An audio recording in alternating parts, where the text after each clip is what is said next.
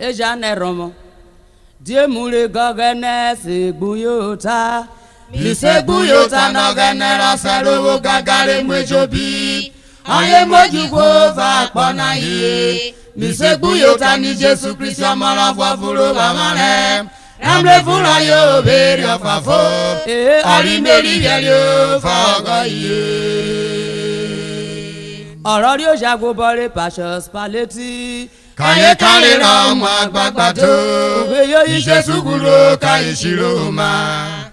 Kóńgó tó pasáré rí bí èèfà tó. Utora ote ko fúláfúlùsì. Ote yẹlẹ kó bójì wo. Kí ó bọ́rẹ̀ ra ọ̀gẹ́nẹ́ lọ́sẹ̀ ó máa. Ọ̀rọ̀ owó gàgà ó lè mú èso bí o. Kẹ́tì yóò náà káàkiri gbàjọ́ tó. Gbàjọ́ ló túra pa fèrèkúrú bàbá. Nìṣẹ́rí àfààfọ̀ gbóyún ta o. Àníṣàṣe ọ̀rọ̀ fàfó. Àánú kòkòrò túre fòrò. Èvòrò borí mùèmùè. Èfrẹ́nu ṣìrò máa o. Ikú gbàrọ̀ ibẹ̀dibẹ̀dẹ̀ o.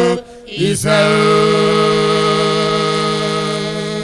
Diemure gogene se gbuyota.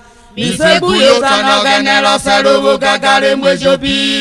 Ayé mojúgbò fà pọ̀nà iye. Mise buyota ni Jesu Christ ọmọra fúafúró àmàrẹ̀.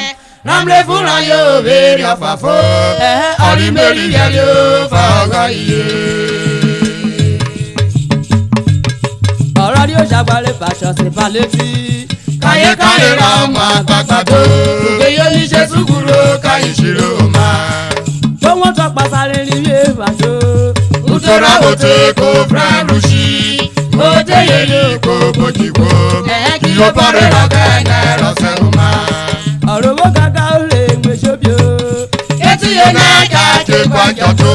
Gbàjọ́ ló túra pa fèrèkúrú bàbá. Nìṣẹ́rí àfààfọ̀ gbóyún ta o. Àníṣàṣe ọ̀rọ̀ fàfó. Àánú kòkòrò túre fòrò. Èvòrò borí mùèmùè. Èfrẹ́nu ṣìrò máa o. Ikú gbàrọ̀ ibẹ̀dibẹ̀dẹ̀ o. Ìṣẹ́ o.